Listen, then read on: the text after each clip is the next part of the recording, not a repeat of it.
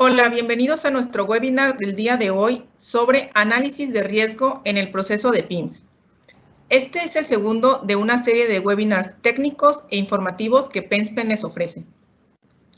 Mi nombre es Ilse Priego y seré su host del webinar del día de hoy.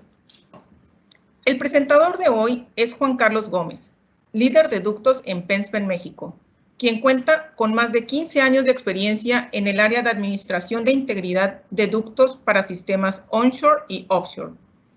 Antes de cederle la palabra a nuestro presentador, me gustaría repasar rápidamente los lineamientos a seguir durante el webinar. Si tiene una pregunta en cualquier momento durante el webinar, envíela a través de la sección de preguntas y respuestas. Busque el icono que se muestra en la pantalla. Son dos símbolos de conversación con el signo de interrogación en el interior. Los micrófonos estarán silenciados durante el webinar, mismo que se grabará y compartirá a la brevedad. Sin más por el momento, te cedo el micrófono, Juan Carlos. ¿Qué tal, Ilse? Buenas tardes. Buenas tardes a todos. Voy a tomarme un momento para esperar a que se unan más personas al evento. Y bueno, enseguida de un par de minutos, yo creo que a las 5:05, voy a arrancarme ya haciendo la presentación de este webinar. Por lo pronto, pues estamos aquí esperando a que se unan las más personas posibles. Juan, empecemos, por favor. Claro. Bueno, bienvenidos. Buenas tardes a todos. Es para mí muy grato presentar este webinar titulado Análisis de riesgo en el proceso de PIMS.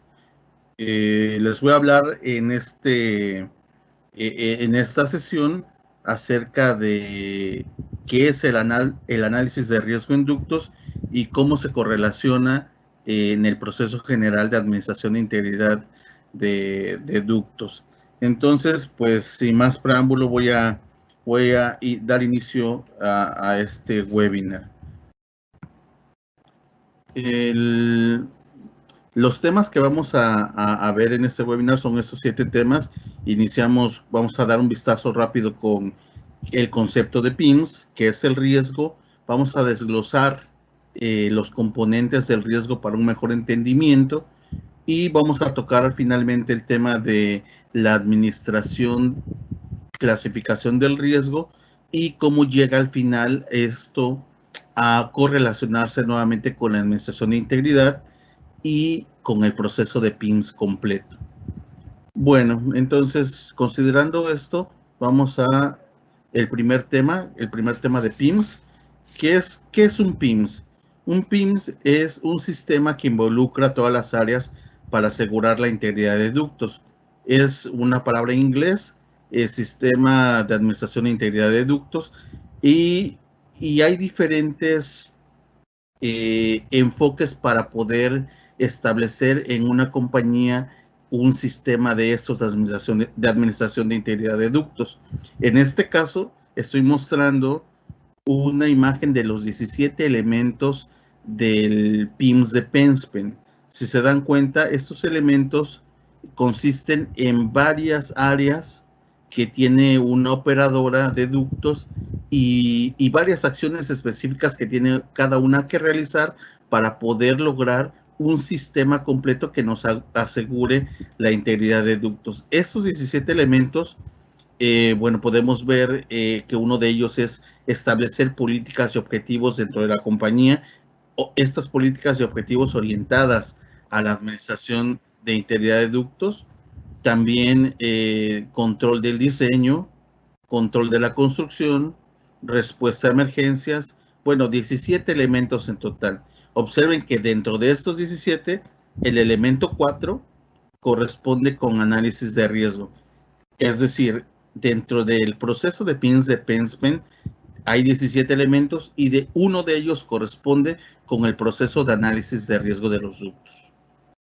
Por otro lado, ahora muestro en la diapositiva 2 diagramas de flujo. Uno que corresponde con el proceso de administración de integridad de la norma API 1160 que corresponde con la norma para administración de integridad de ductos que transportan hidrocarburos líquidos o líquidos peligrosos. Y por otro lado, también en esta misma diapositiva está el diagrama de flujo de ASME B318S, que es administración de integridad para ductos que transportan gas. Si se dan cuenta, estos diagramas son diagramas cíclicos. Estos diagramas cíclicos tienen similitudes y algunas pequeñas diferencias. Sin embargo, lo que les quiero mostrar es que tanto en la norma de administración de integridad para líquidos peligrosos se encuentra el análisis de riesgo de los ductos. Asimismo, en el diagrama de flujo de administración de integridad para ductos que transportan gas, también encontramos el análisis de riesgo. En este caso, para ASME B318S es la sección 5 y para API 1160 es la sección 8. Entonces vamos hablando, fíjense, del proceso de PIMS-PENSPEN, el de API 1160 y el de ASME B318S. En todos encontramos que hay una etapa de ese proceso que se llama análisis de riesgo. No son las únicas normas.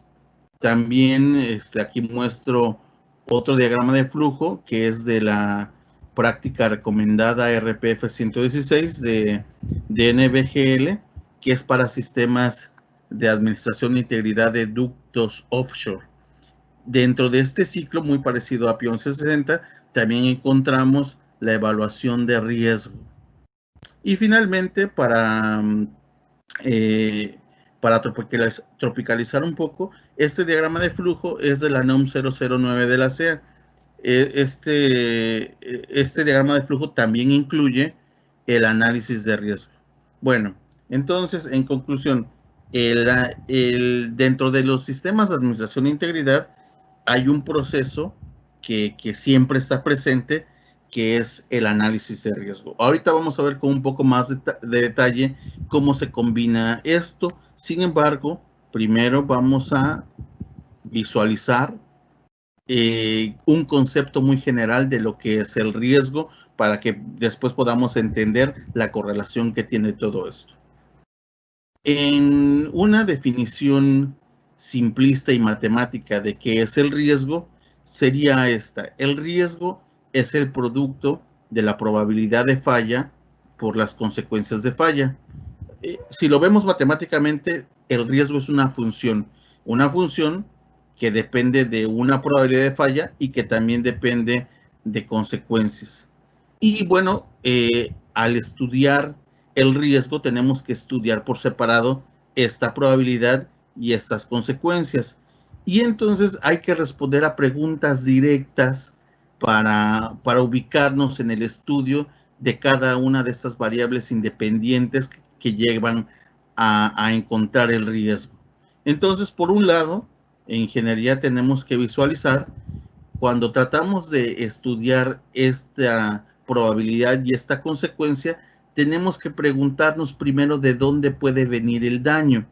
Ese daño, en el contexto de administración de integridad de ductos, lo tenemos que identificar con la palabra peligro. Es decir, los peligros son los responsables de que pueda existir una frecuencia de falla o una probabilidad de falla. Dependiendo del tipo de falla, vamos a tener diferentes consecuencias y cuando conozcamos este fenómeno, vamos a poder realizar una estimación del riesgo que presenta nuestro sistema. Muy bien, entonces fíjense cómo vamos desglosando esto. Ya sabemos que el riesgo es una función de la frecuencia de la consecuencia y ahora ya sabemos también que para estudiar esta frecuencia y consecuencia tenemos que analizar primero peligros. En ese contexto, un análisis de riesgo inicia con la identificación de peligros. Esto sería un poco complicado. Es decir, si tuviéramos que estudiar un ducto en particular, tendríamos que hacer diferentes examinaciones para determinar cuáles son los peligros que pueden provocar una falla en un ducto. Vamos a definir la falla como la pérdida de contención del producto transportado. A veces los responsables de provocar esa pérdida de contención del producto, a veces es la corrosión, a veces son clima y fuerzas externas, hablando de un movimiento de suelo o hablando de un huracán. A veces es vandalismo, a veces daños por terceros. Estos llamados peligros son, en este caso, los que pudieran estar presentes y dañar y provocar una pérdida de contención del producto transportado. Para alguien que se quiere involucrar en esto y hacer por primera vez un análisis de riesgo, tiene la facilidad de que en el pasado ya hay instituciones que han estudiado con mucho detalle los peligros asociados a la integridad de un ducto. Por ejemplo, en una de las normas ASME B318S, se nos sugiere como un ejemplo algunos de los peligros que están presentes en ductos que transportan gas. Aquí está una lista que inician con corrosión externa, corrosión interna, SCC, manufactura, construcción y fabricación, falla de equipo, daño por terceros, operaciones incorrectas y clima y fuerzas externas. Entonces, aquí tenemos unos peligros que pueden dañar a los ductos que transportan gas, de acuerdo con ASME B318S. Del mismo modo, API 1160 nos presenta una lista de peligros que pueden estar asociados a ductos que transportan líquidos peligrosos. Fíjense cómo vamos hablando de las normas de administración de integridad, cómo vamos hablando que en ellas se sugiere el proceso de análisis de riesgo y cómo también en ellas se sugiere de manera inicial que se evalúen determinados tipos de peligros. La norma RPF 116 no se podía quedar atrás y también establece una serie de peligros que se recomiendan evaluar, en este caso, para sistemas offshore. Asimismo, la NOM 009 presenta una serie de peligros que son recomendables evaluar en los ductos que abarca el alcance de esta norma, ductos de distribución, transporte y recolección. En todas estas normas se nos sugieren una lista de peligros. Sin embargo, es importante resaltar que esta lista de peligros puede o no aplicar al 100% en cada ducto evaluado. Es decir, hay características específicas que podrían provocar que otros peligros pudieran estar presentes o incluso características que podrían provocar que algunos de estos peligros no estuvieran ya presentes en el ducto. Digamos que esta es la sugerencia inicial, pero cada sistema va a tener sus particularidades que se deben evaluar al paso del tiempo. Ok, ahora vamos a ver, ya que las normas y los documentos relacionados con la administración de integridad nos sugieren cuáles son los peligros que están presentes en los ductos, tenemos que evaluar cuál es su frecuencia de falla, cuál es su frecuencia de ocurrencia. Eso lo vamos a poder evaluar por medio de algunas metodologías. La norma también nos permite metodologías cualitativas y cuantitativas. En esta ocasión yo les voy a hablar de un par de metodologías cuantitativas que se han usado recientemente para estimar el riesgo de ductos. El primer paso de esta metodología es dividir el problema general en varios problemas particulares. Es decir, que sabemos que al final de cuentas tenemos que obtener una probabilidad de falla global del ducto. Sin embargo, vamos a entender que esta probabilidad de falla va a ser al final una sumatoria ponderada de los peligros individuales. Esto quiere decir que vamos a estudiar de manera individual la frecuencia de falla de cada uno de los peligros y al final vamos a realizar una ponderación de todos los peligros identificados y vamos a obtener la frecuencia o probabilidad de falla global del ducto que estemos analizando. En este caso, como les comentaba, hablaré de dos maneras de estimar la frecuencia de falla. Una que le llamamos modelo histórico o es un modelo frecuentista, y otra que le llamamos el modelo de confiabilidad o modelo bayesiano. Hablando del modelo frecuentista o modelo histórico, tenemos que construir un número estadístico que se llama índice de falla base. Ese índice de falla base es, tú como operador de un sistema de ductos, tienes que llevar un registro de cuántas fallas han ocurrido. En ese contexto, deberías tener un análisis de causa raíz que te puede identificar a qué falla se le atribuye cada uno de esos ductos. Y finalmente tienes un periodo de observación y unos kilometrajes totales de los que compone tu sistema de ductos. Cuando tú respondes estas preguntas, puedes obtener una gráfica de pastel como esta, que te va a identificar efectivamente en tu sistema, te va a identificar cuál es el peligro que tiene una mayor ocurrencia y cuál es el peligro que tiene una menor ocurrencia. Esto es importante porque de alguna manera los resultados que obtengamos de riesgo van a seguir esta tendencia. Si ocupas índices de falla de otros sistemas, tus resultados seguirán la tendencia de ese sistema y no del tuyo. Por eso es importante que para cada sistema en evaluación se calcule un índice de falla base. Por ejemplo, aquí hay unos datos de la DOT en donde se identifica que el mayor peligro, el peligro que presentaba una mayor frecuencia, es daño mecánico, el 35% de las veces, y corrosión interna el 5% de las veces. Cuando hablo de índices de falla base en esta metodología, debemos de considerar que ese índice de falla debería tener índices entre estos valores: 3 por 10 a la menos 4, 1 por 10 a la menos 4, 5 por 10 a la menos 5. Estos también son datos de la DOT, en donde, por ejemplo, el daño mecánico se le atribuye un índice de falla de 3 por 10 a la menos 4. Ok, esto es solo como un ejemplo del orden en los que deberían estar los valores de estas frecuencias. Ahora bien, cuando tenemos, ¿cómo funciona este modelo? Tenemos un índice de falla base. Voy a hacer una suposición simple para que podamos entender este concepto de manera práctica. Vamos a suponer que en mi sistema de ductos yo tengo 10 ductos y uno de esos 10 ductos falló. Entonces, ese ducto, yo le hice un análisis de causa raíz al ducto que falló y identifico qué diámetro tiene, qué temperatura de operación o presión de operación, espesor nominal, edad del ducto.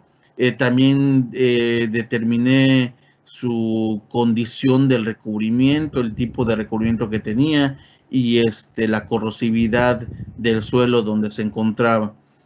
Entonces, esas condiciones del ducto que falló, en este caso voy a hablar de corrosión externa, o sea, puedo tener las variables, conocer las variables que afectan a la corrosión externa y conozco las variables que tiene ese ducto que falló.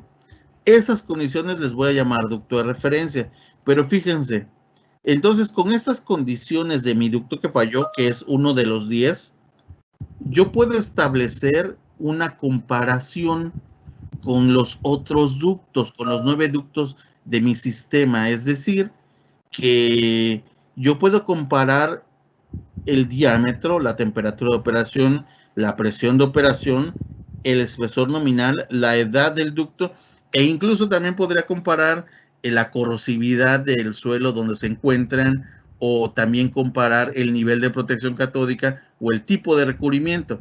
Si las condiciones de este ducto que yo estoy evaluando son muy similares a las del ducto que falló, entonces el índice de falla que voy a obtener va a ser muy semejante al índice de falla que impera en mi sistema. Sin embargo, si las condiciones del ducto que estoy comparando no son tan desfavorables como las del ducto que falló, voy a tener un factor multiplicador que va a hacer que el índice de falla sea más pequeño. Entonces, lo que quiero que entiendan con esto es que en este modelo frecuentista yo tengo un índice de falla base y tengo las condiciones de un ducto de referencia, que son las condiciones del ducto que falló, y puedo con eso establecer una comparación con los ductos que voy a evaluar. Al hacer esta comparación, entonces, esto lo hago de manera un poco más práctica. Cuando hago la comparación de ese índice de falla, el índice de falla, dependiendo de las condiciones que yo tenga, dependiendo de las condiciones, si son más grandes o más pequeñas, puede ir cambiando su valor dependiendo del factor que yo encuentre en esta comparación. Si las condiciones, vuelvo a repetir, las condiciones de este ducto que estoy comparando son menos severas, el factor que voy a obtener de esta comparación va a ser más pequeño y entonces el índice de falla va a tender a ser un número más pequeño. Sin embargo, si las condiciones son tan severas como las del índice de falla base, lo que va a hacer es que voy a obtener un valor más grande del índice de falla. Al final de cuentas, esta operación la voy a realizar para cada tramo del ducto que tenga una condición diferente.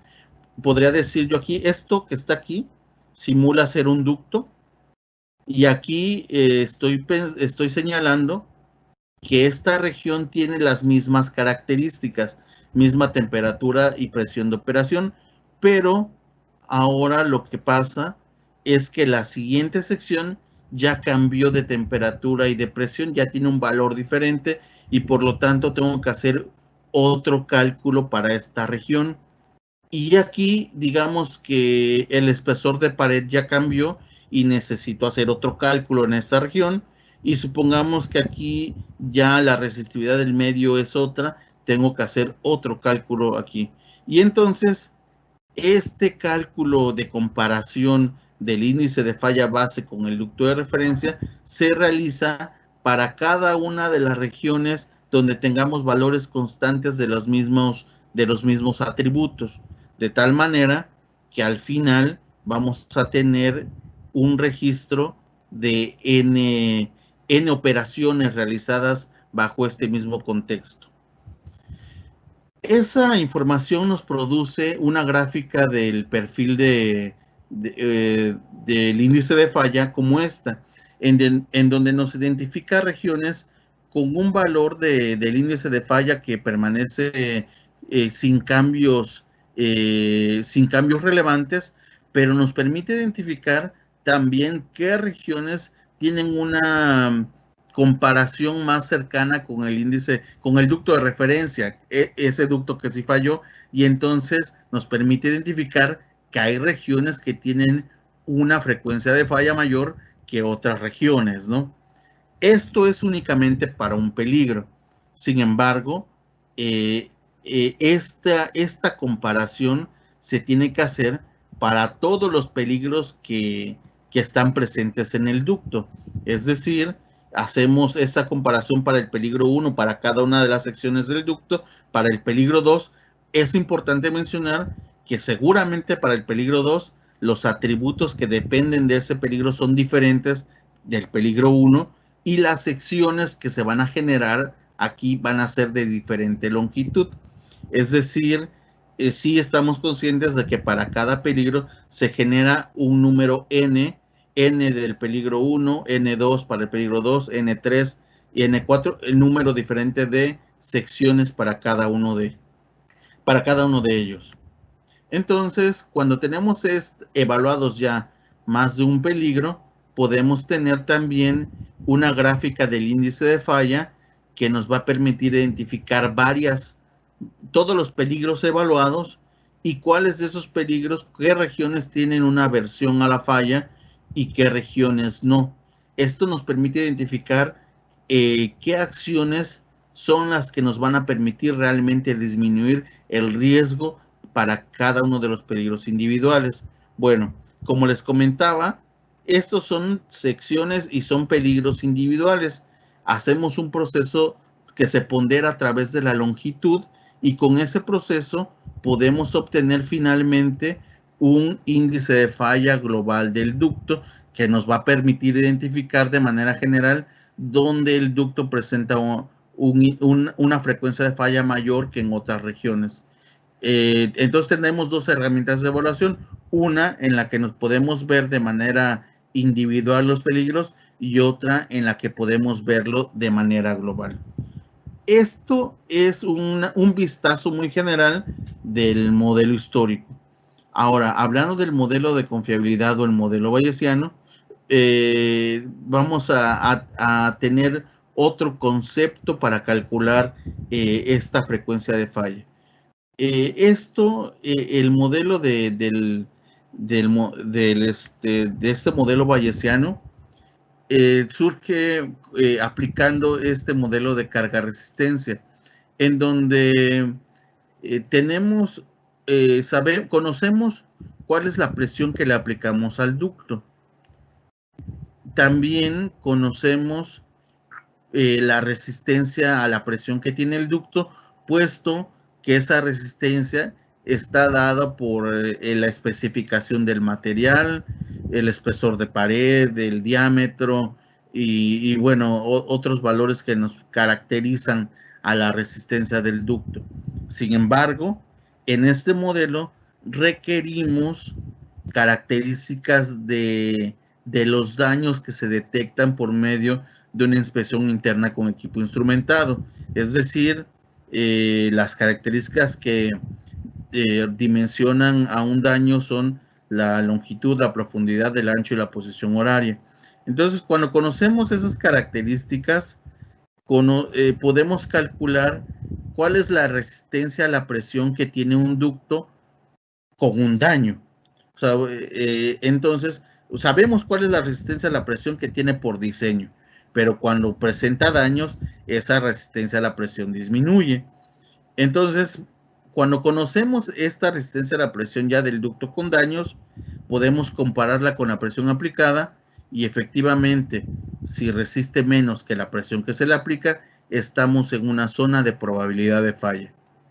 Sin embargo, esto lo tenemos que trabajar como dos funciones, una función de carga y una función de resistencia para que cuando tengamos esta área bajo la curva sombreada, en donde quiere decir que la resistencia es menor que la carga aplicada, o sea, esta zona de traslape es la probabilidad de falla, tenemos que tener un enfoque de funciones de probabilidad y de un método numérico que se llama simulaciones de Monte Carlo.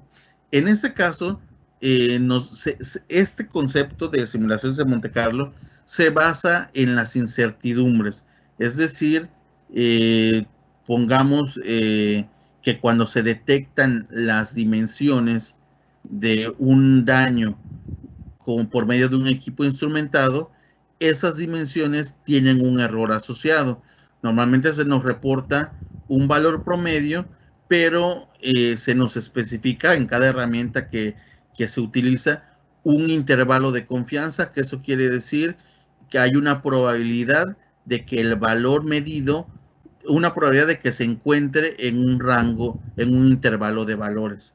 Entonces, cuando entendemos ese concepto de incertidumbre, podemos establecer ese método de simulaciones de Monte Carlo, en donde el espesor de pared o la profundidad del defecto medido puede tomar tantos valores como haya dentro de una función de probabilidad. Es una función de tipo normal, debido a que tenemos un valor medio y un intervalo de confianza. Ese mismo concepto aplica para la longitud del defecto y para para el ancho, profundidad, longitud, ancho. Entonces, fíjense cómo es esto. Ocupamos el valor, una ecuación de resistencia a la ruptura, que podría ser B31G modificado o cualquier otra, y en esa función lo que hacemos es que transformamos esta función a un modelo de simulaciones de Monte Carlo, de tal manera que cuando haga una simulación, lo que hace esta función es traer un número aleatorio dentro de 0 y 1, dentro de la función de la profundidad, y entonces un número aleatorio me lee una profundidad y ocupa esa profundidad en la ecuación de resistencia a la ruptura. Con la función de la longitud, agarra otro número aleatorio y lee la longitud asociada a ese número, a esa probabilidad, y también carga esa nueva longitud dentro de la función del error en la ecuación de resistencia a la ruptura.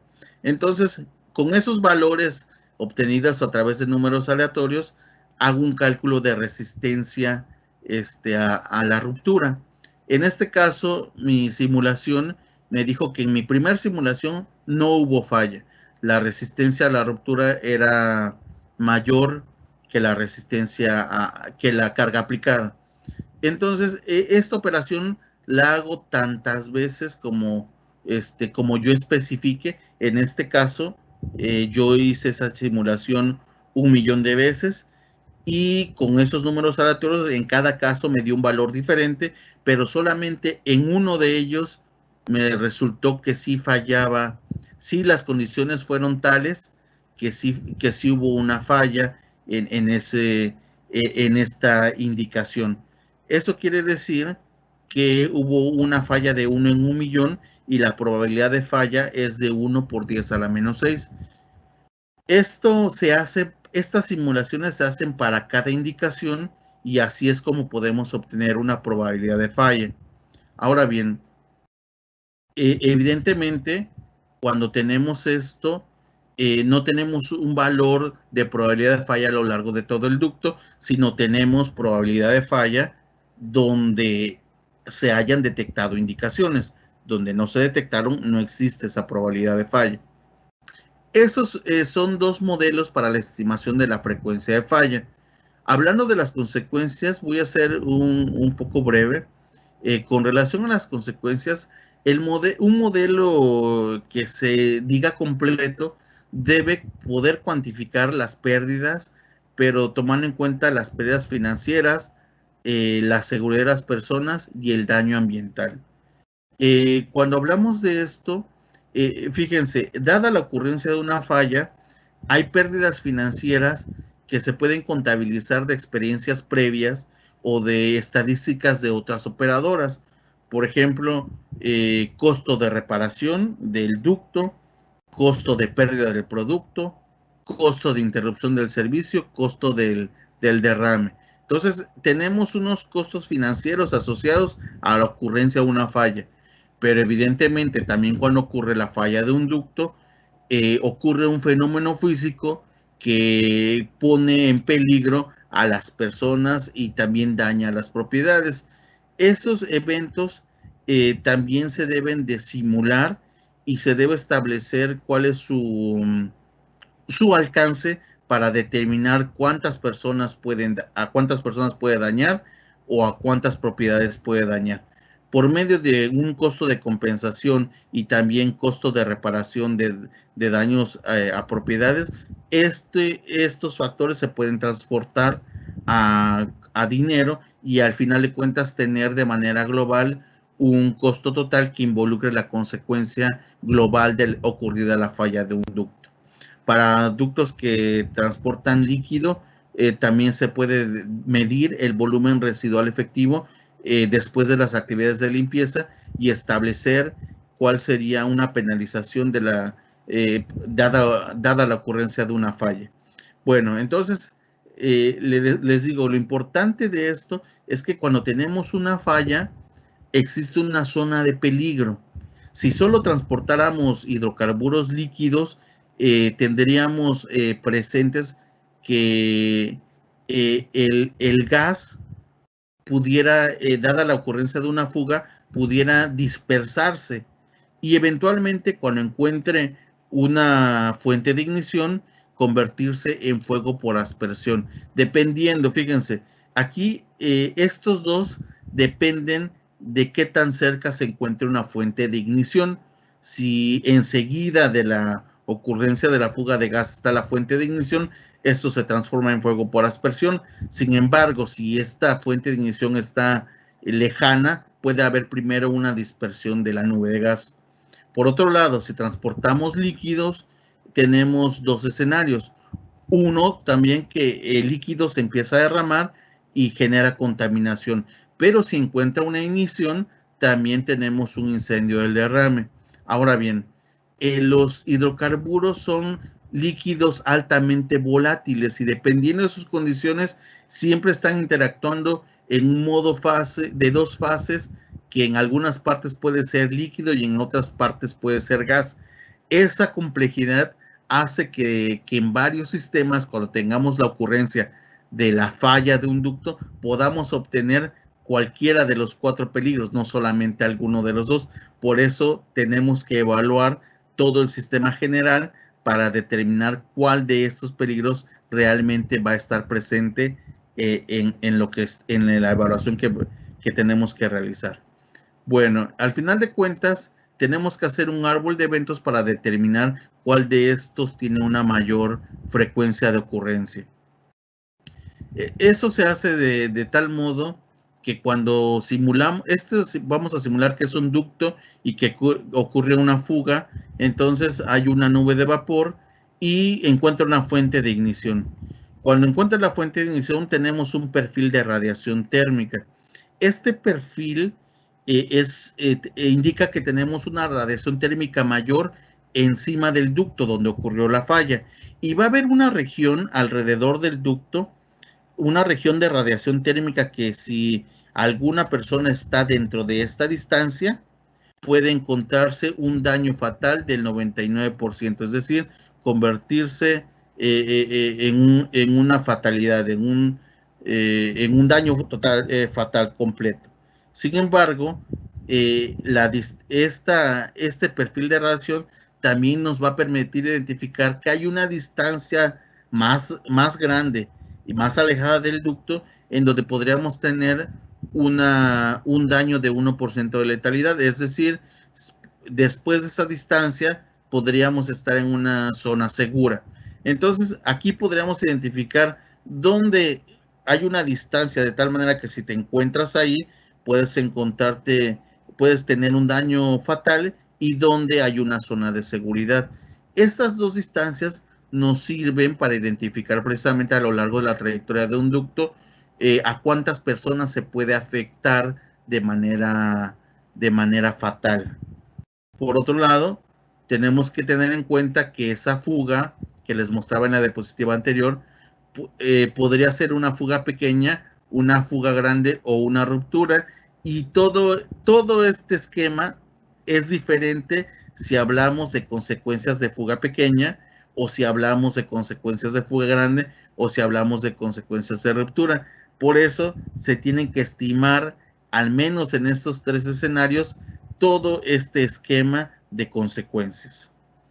Les he platicado hasta ahora qué es el riesgo, cómo identificamos peligros, cómo estimamos la frecuencia de falla, cómo estimamos las consecuencias. Ahora les voy a hablar de la obtención y clasificación del riesgo. Una vez que tenemos ya identificada la probabilidad de falla y las consecuencias, vamos a obtener el riesgo por medio de esta ecuación que implica que multipliquemos la probabilidad de falla de fuga pequeña por las consecuencias de falla de fuga pequeña, la probabilidad de falla de fuga grande por las consecuencias de una fuga grande y la probabilidad de falla de una ruptura por las consecuencias de una ruptura. Así es como vamos a poder obtener el riesgo global de un ducto. Y esto se hace para todos los peligros identificados en nuestro sistema. Ahora bien, eso nos permite obtener una gráfica de riesgo como esta, en donde tenemos peligros individuales con su visualización del riesgo y también nos permite, por medio de una ponderación relacionada con su longitud, obtener perfiles de riesgo en donde podemos identificar qué regiones tienen un riesgo mayor, qué regiones tienen un riesgo menor, y con la gráfica de peligros individuales proponer acciones de mantenimiento que me permitan disminuir el riesgo de estas regiones que presentan un nivel más alto que otro. Ahora bien, se tiene que tener en claro que, bueno, obteniendo los índices de riesgo viene su clasificación. La clasificación ha sido personalizada para cada compañía. Hay compañías, por ejemplo, que ocupan un índice de riesgo mayor a 3,000 como algo inaceptable, o de 300 a 3,000 como tolerable y menor a 300 como aceptable. También hay otros que se basan en confiabilidad, que es 1 menos la probabilidad de falla. Hay otras compañías que utilizan un modelo matricial, a veces de 5x5, 6x6, 3x3. Nos hemos encontrado de todo, de todos los tamaños, y a veces no son simétricas también esas matrices. Afortunadamente, se pueden correlacionar los datos cuantitativos con los cualitativos de las matrices, y se puede establecer una jerarquización que pueda ayudar a la administración de las actividades que se deben realizar en un sistema para garantizar su integridad. Bien, al final de cuentas, fíjense, es importante que se entienda que el análisis de riesgo es un proceso que inicia con la definición del sistema, identificación de peligros, estimación de frecuencias de falla, consecuencias y cálculo de riesgo. Cuando hacemos esas actividades, hacemos un análisis de riesgo. Sin embargo, cuando los comparamos, cuando esos valores de riesgo los comparamos con niveles de riesgo aceptables, eso es una acción que corresponde con la evaluación de riesgo. Finalmente, cuando tomamos decisiones para realizar acciones sobre el ducto o sobre nuestro grupo de ductos, o hacemos análisis costo-beneficio, es que hacemos la administración de riesgo. Ahora bien, tenemos que hacer todo esto para realmente tener una evaluación completa y una administración completa del riesgo. El análisis de riesgo no debe ser un proceso de una sola vez, es un proceso continuo. Ahora les voy a explicar cuáles son los problemas que a veces tenemos cuando no se hace de esta manera. Un sistema que tiene el riesgo correctamente administrado va a poder monitorear a través del tiempo los cambios que tienen en la prioridad de atención de los ductos. Es decir, podemos del principio establecer acciones que me ayuden a disminuir los ductos que tienen un riesgo alto, y por lo tanto a incrementar los ductos que tienen un riesgo bajo. Entonces, este monitoreo del riesgo continuo a través del tiempo me permite de alguna manera justificar las acciones que voy a llevar a cabo para disminuir el riesgo de los ductos que tengan un riesgo alto y aumentar el beneficio, la seguridad, para que los ductos tengan un riesgo bajo. Sin embargo, esta acción no se ha llevado así a cabo en todos los sistemas en donde hemos participado. Es decir, a veces encontramos ductos en donde tenemos una condición en la que los ductos fueron evaluados, por ejemplo, en el año 2010, y en el año 2011 hubo cambios en las condiciones de operación. En el año 2012 hubo acciones de inspección y mantenimiento, y en el año 2013 se detectaron velocidades de corrosión altas, y resulta que queremos realizar la planeación de la inspección y mantenimiento en 2014 basado en riesgo, y queremos ocupar la evaluación de riesgo que hicimos en 2010 y nos encontramos que efectivamente no tenemos una planeación como la que queremos porque yo ya hice cambios en el sistema, ya tengo velocidades de corrosión alta que no están reflejadas en mi último análisis de riesgo, ya hubo nuevas inspecciones que tampoco están reflejadas aquí y ya hubo cambios en condiciones de operación que no está aquí. Y en este momento digo, no, pues es que mi análisis de riesgo no sirve porque no me refleja la última condición que yo tengo presente en el ducto. Para esta situación, precisamente, es que debe haber un cambio en esta manera en que se administra el riesgo. Antes, cada mes se evaluaba cierto número de ductos.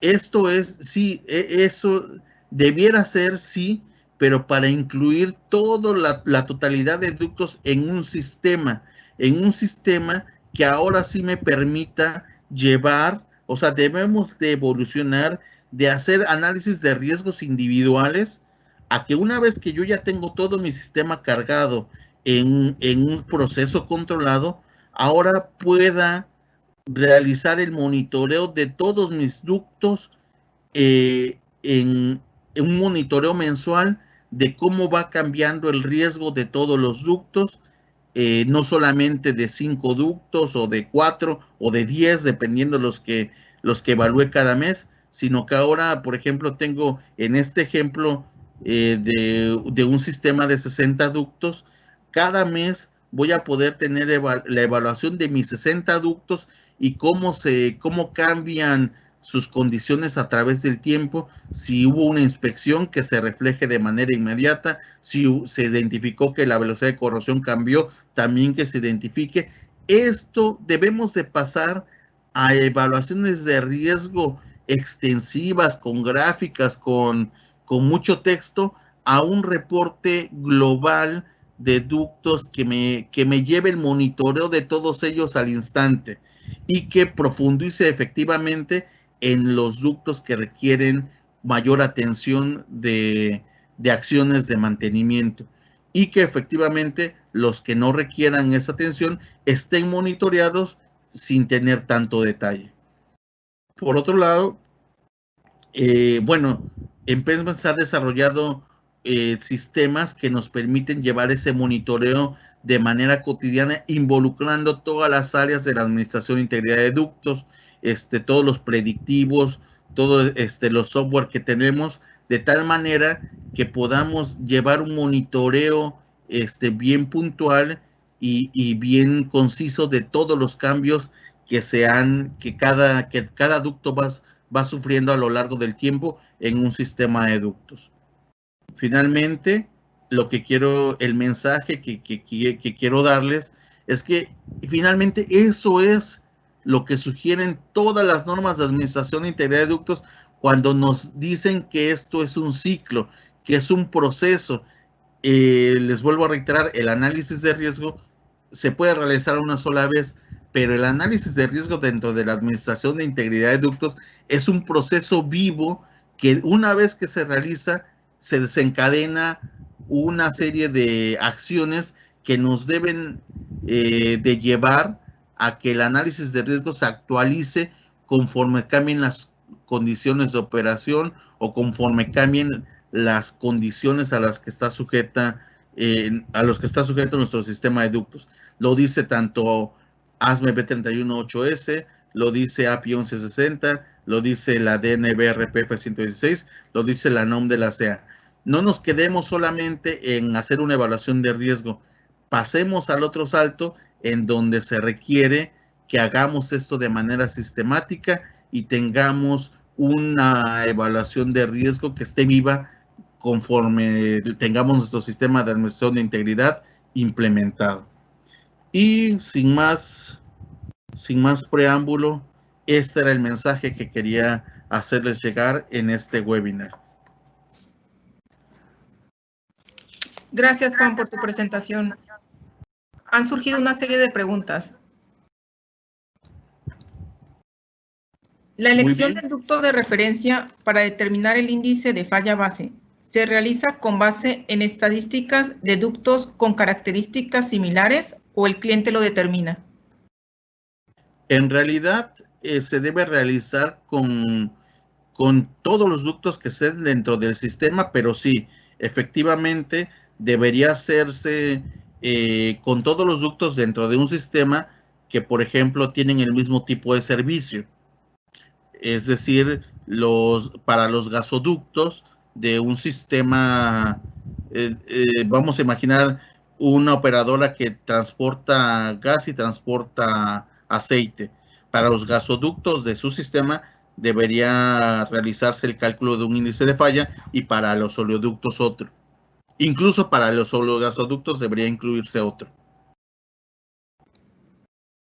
Otra de las preguntas, ¿se recomienda hacer un análisis de riesgo previo y una actualización de riesgo ya considerando los mantenimientos, reparaciones e inspecciones realizadas al ducto? Pues lo que quiero decir con esta presentación es que hay que hacer un análisis de riesgo inicial y efectivamente cada vez que se haya realizado un cambio, ya no pensar en una actualización de un análisis de riesgo, sino que mi sistema de administración de integridad debe tener la capacidad de que yo como operador pueda reflejar esos cambios en el último resultado de riesgo, porque si no, no va a funcionar. Nos vamos a quedar con una fotografía que no nos va a servir para priorizar las actividades que requiere nuestro sistema. Otra de las preguntas, ¿cuál es la finalidad de jerarquizar los niveles de riesgo y confiabilidad en los ductos? Hay diferentes, la principal finalidad de jerarquizar el riesgo y la confiabilidad, en primer lugar, es asegurar que los recursos que tú tengas sean dirigidos en donde se requiere. Es decir, que tú tengas la optimización de los presupuestos, hablando de que es un recurso económico o recurso de personal o recurso de atenciones. Es decir, la priorización te ayuda a que tú puedas enfocarte en lo que te debes enfocar. Y finalmente, hablando del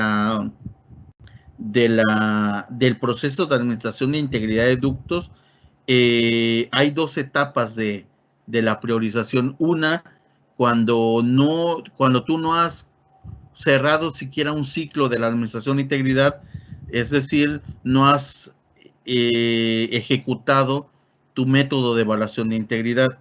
Ahí hay una priorización, pero cuando tú ya efectuaste tu método de evaluación de integridad, como que debes separar tus grupos. Cuando tú ya hiciste evaluación de integridad, sacas a esos ductos y le haces otro tratamiento a la priorización de ellos. Entonces, sirve finalmente para enfocar tus recursos de manera adecuada, hablando de administración de integridad.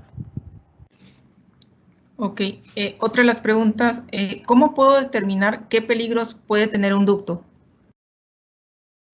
Bueno, efectivamente, un análisis de riesgo, hay estudios que precisamente se llaman estudios HACCP de identificación de peligros, que precisamente usan la estadística y aparte de la estadística, las variables que tienen que cumplirse para la ocurrencia de varios peligros. Por ejemplo, si hablamos de SCC, hay condiciones específicas que se deben de cumplir para que ese peligro esté presente. Si tú no tienes H2S en tu sistema, probablemente es un peligro que no va a tener una ocurrencia importante. Pero si sí lo tienes y aparte se combina con algunos tipos de condiciones específicas para ese fenómeno, es probable que la ocurrencia exista. Entonces, sí hay estudios HACCP que nos permiten avalar cuáles peligros van a ocurrir y cuáles peligros no. Ok, la última pregunta. Si la primera evaluación de riesgo de mi ducto es por el método histórico y la siguiente evaluación considera una corrida ILI, ¿se considera como reevaluación de mi riesgo base? Pues en realidad sí estás haciendo, para ese ducto estás haciendo una reevaluación. Sin embargo, para contextos de alcances de los trabajos que se están efectuando, son dos alcances totalmente diferentes. Por lo tanto, digamos que esa es una cuestión, la entiendo como una cuestión administrativa, en el contexto de que efectivamente sí es una actualización porque estamos hablando del mismo ducto, pero dentro del alcance de las actividades que se tienen que hacer significan diferentes actividades, diferente especialización e incluso diferente horas máquina de procesamiento. Gracias, Juan. Bueno, desafortunadamente se nos acabó el tiempo. Vemos que algunas preguntas quedan pendientes, por lo que serán respondidas vía mail.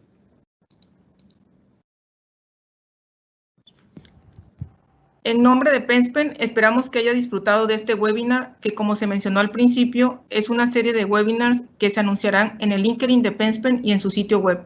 El próximo webinar será el 9 de noviembre y tratará sobre avances en la digitalización de la integridad de ductos. Gracias por unirse y que disfruten el resto del día. Muchas gracias.